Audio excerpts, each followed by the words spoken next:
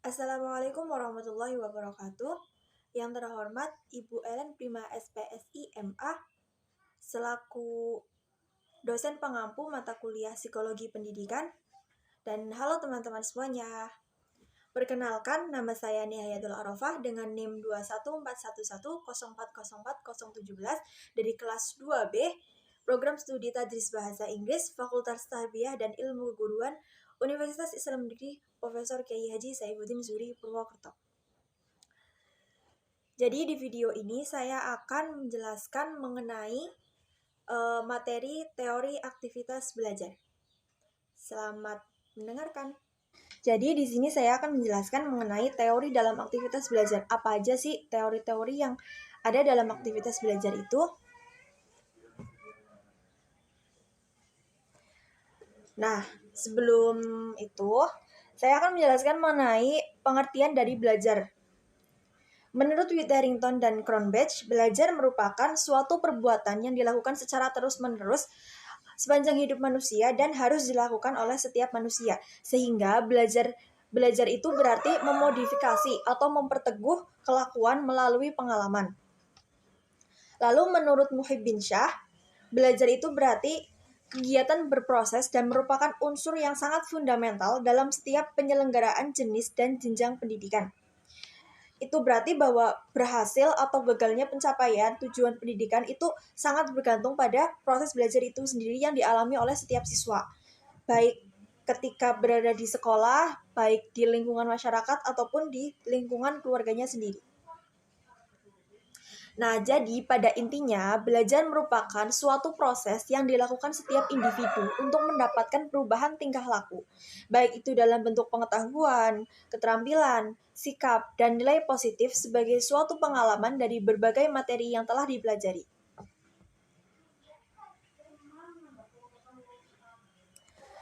Nah, tadi kita udah tahu ya pengertian dari belajar. Lalu apa sih sebenarnya teori belajar itu? Nah, teori belajar ini merupakan cara-cara yang digunakan. Jadi, seperti metode-metode yang digunakan untuk memahami tingkah laku individu yang relatif menetap sebagai hasil pengalaman dan interaksi lingkungan.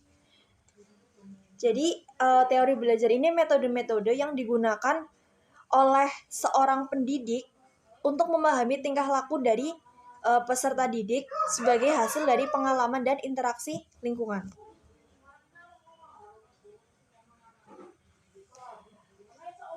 Nah, macam-macam teori belajar. Teori belajar ini itu ada 4 macam. Yang pertama ada teori behavioristik, yang kedua ada teori kognitif, yang ketiga ada teori konstruktivisme, yang keempat ada teori humanistik. Nah, apa sih pengertian dari behavioristik, kognitif, konstruktivisme, dan humanistik? Teori yang pertama yaitu teori behavioristik. Tokoh dari teori ini yaitu Gague dan Berliner. Teori ini berisi tentang perubahan tingkah laku karena pengalaman belajar. Teori ini menjadi aliran psikologi belajar yang memiliki pengaruh terhadap tujuan peningkatan teori belajar dan praktik dalam dunia pendidikan dan pembelajaran. Teori behavioristik ini juga disebut sebagai aliran psikologi pendidikan. Aliran ini itu lebih mengutamakan terbentuknya perilaku yang dihasilkan dari proses belajar. Menurut teori behavioristik ini, proses pembelajaran itu berarti ada stimulus dan respon. Input itu yang berupa stimulus dan respon itu yang berupa output.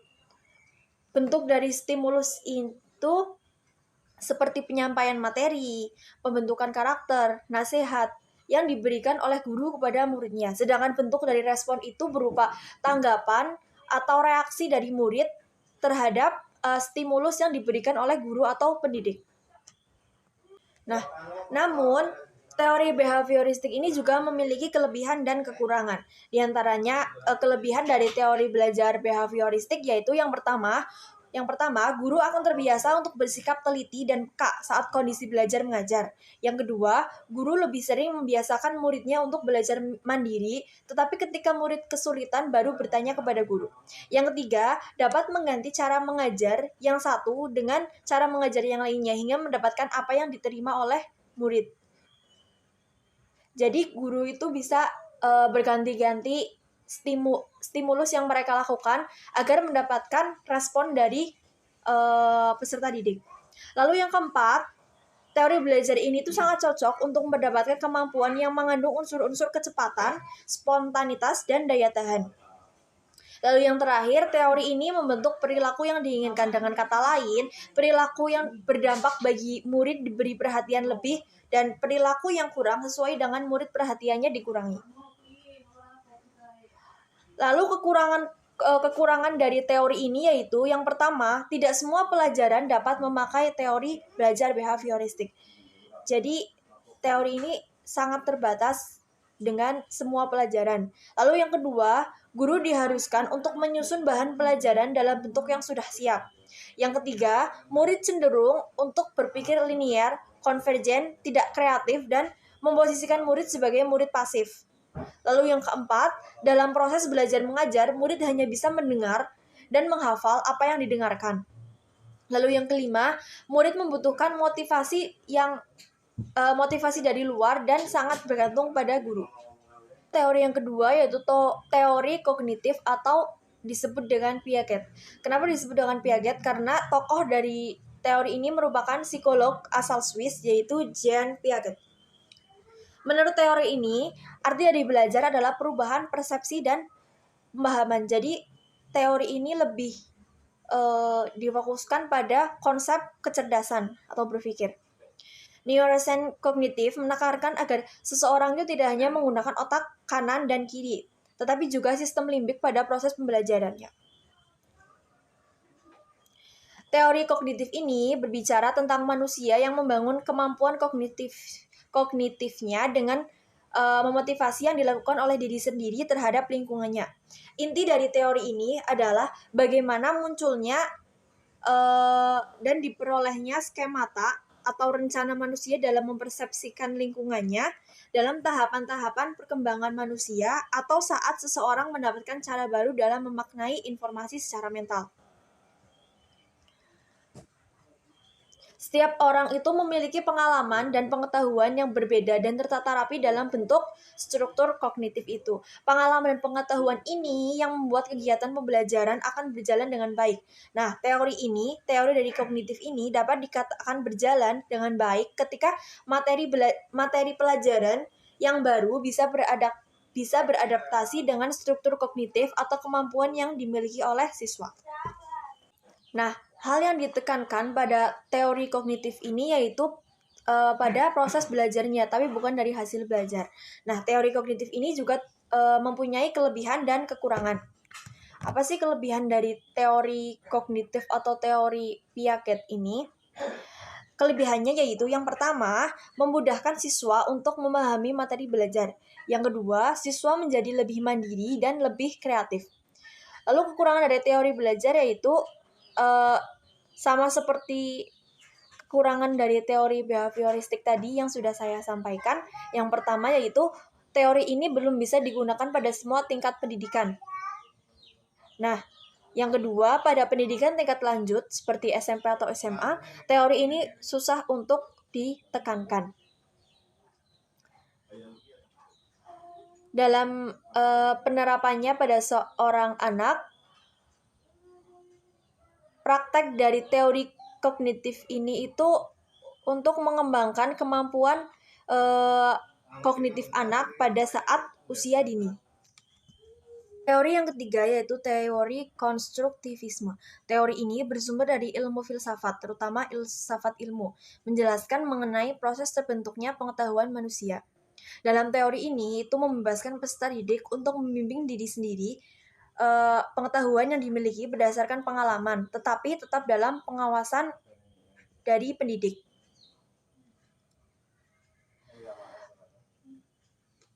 dalam perkembangannya, teori ini tuh menerima pengaruh dari ilmu psikologi, khususnya psikologi kognitif Piaget, yang dimana kognitif Piaget sangat berkorelasi dengan psikologis manusia untuk mendapatkan pengetahuan. Jadi, bisa dikatakan dalam teori ini, pengertian dari belajar itu adalah suatu proses yang dilakukan oleh murid atau peserta didik dalam membangun pengetahuan. Teori belajar konstruktivisme merupakan suatu usaha yang dilakukan untuk membangun tata hidup yang berbudaya modern. Dengan kata lain, manusia membangun pengetahuan sedikit demi sedikit yang hasilnya disebarkan melalui konteks yang terbatas dan dalam waktu yang direncanakan. Menurut teori ini, belajar itu lebih mudah dipahami oleh manusia karena manusia membangun dan mengembangkan pengetahuan berdasarkan pengalaman-pengalaman yang telah dilewati. Dengan hal ini juga hidup manusia akan menjadi lebih dinamis. Lalu, teori belajar konstruktivisme juga mempunyai kelebihan dan kekurangan. Di antaranya kelebihannya yaitu yang pertama, dalam proses belajar mengajar, guru dapat mengajarkan para murid untuk mengeluarkan ide-idenya atau gagasannya melatihnya agar bisa mengambil keputusan. Lalu yang kedua, semua murid itu bisa mengingat pelajaran yang sudah diajarkan karena mengikuti proses belajar mengajar secara langsung dan aktif. Lalu yang ketiga, pengulangan pelajaran yang dilakukan secara berulang akan membuat murid lebih paham, lebih mudah untuk berinteraksi, dan yakin bisa memahami dari pelajaran yang disampaikan oleh guru. Lalu yang keempat, ketika proses belajar mengajar, murid itu akan lebih mudah beradaptasi dengan lingkungannya dan mendapatkan pengetahuan baru, seperti ketika berinteraksi dengan teman-teman atau guru. Lalu yang terakhir atau yang kelima yaitu pengetahuan yang diterima oleh murid akan mudah diterapkan dan dalam kehidupannya. Namun teori ini juga memiliki kekurangan, yaitu yang pertama, teori ini lebih susah untuk dimengerti karena lingkupnya yang sangat luas. Lalu yang kedua, tugas guru menjadi tidak maksimal karena murid diberi kebebasan lebih banyak. Nah, teori yang keempat yaitu teori humanistik. Teori ini bertujuan agar peserta didik mampu mengenali diri sendiri. Teori ini tuh lebih cenderung melihat perkembangan pengetahuan dari sisi kepribadian manusia. Dikarenakan seperti dari namanya saja, humanistik. Humanistik merupakan ilmu yang melihat segala sesuatu dari sisi kepribadian manusia. Teori ini bertujuan untuk membangun kepribadian para siswa atau para peserta didik untuk dengan melakukan kegiatan-kegiatan yang positif.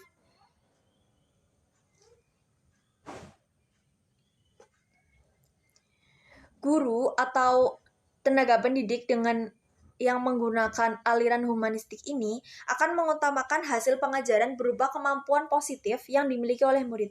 Kemampuan positif itu akan membangun atau mengembangkan emosi yang positif pada setiap murid. Teori ini itu lebih menekankan pada pembentukan kepribadian, perubahan sikap, menganalisis fenomena sosial, dan hati nurani yang diterapkan melalui materi-materi pelajaran. Beberapa hal yang perlu diperhatikan ketika menerapkan teori humanistik ini dalam kegiatan belajar mengajar yaitu yang pertama, guru berusaha untuk menyusun dan mempersiapkan materi-materi pembelajaran lebih banyak agar tujuan belajar mengajar tercapai. Lalu yang kedua, guru harus tetap santai ketika mendengar ungkapan-ungkapan dari murid yang memberitahukan bahwa ada perasaan yang kuat dan dalam saat belajar mengajar. Lalu yang ketiga, dalam teori ini itu guru sangat berperan sebagai fasilitator. Maksudnya itu guru harus lebih memberikan perhatian kepada murid dan menciptakan suasana kelas agar selalu kondusif. Lalu yang keempat, ketika guru berperan sebagai fasilitator, guru harus bisa mengenali dan menerima kelemahan-kelemahan pada dirinya.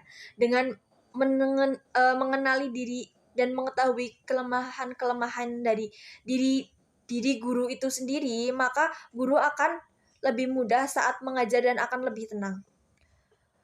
Lalu yang kelima, guru itu ditugaskan untuk mengetahui keinginan dari setiap murid karena keinginan-keinginan yang ada pada setiap murid dapat menambah kekuatan dan mendorong semangat belajar. Nah, teori belajar humanistik ini juga memiliki kelebihan dan kekurangan. Kelebihannya diantaranya yang pertama yaitu tingkat keberhasilan atau indikator penilaian dari teori belajar ini adalah murid itu merasa senang ketika belajar dalam suasana di kelas dan terjadi perubahan terhadap tingkah laku, pola pikir. Pola pikir itu bukan dari paksaan, tapi dari keinginan sendiri. Lalu yang kedua, jika proses belajar mengajar mengutamakan pembentukan kepribadian, perubahan tingkah laku, dan hati nurani, maka teori belajar humanistik ini sangat sesuai. Karena apa? Seperti sudah dijelaskan bahwa teori humanistik ini itu teori yang lebih bertujuan untuk agar peserta didik itu mampu mengenali dirinya sendiri. Lalu yang ketiga, dengan teori ini, murid itu diharapkan menjadi manusia yang bisa mengatur dirinya sendiri, menjadi pribadi yang tidak terikat oleh pendapat orang lain tanpa harus merugikan atau mengambil hak-hak orang lain. Lalu kekurangan dari teori belajar humanistik yaitu kekurangan dari teori ini yaitu berada pada murid. Maksudnya ketika murid yang tidak mau mengerti, yang tidak peduli akan potensi dirinya, maka murid itu akan tertinggal dalam proses belajar mengajar. Nah, itu tadi merupakan teori-teori dalam aktivitas belajar. Kesimpulannya yaitu setiap teori belajar itu mempunyai kelebihan dan kekurangan.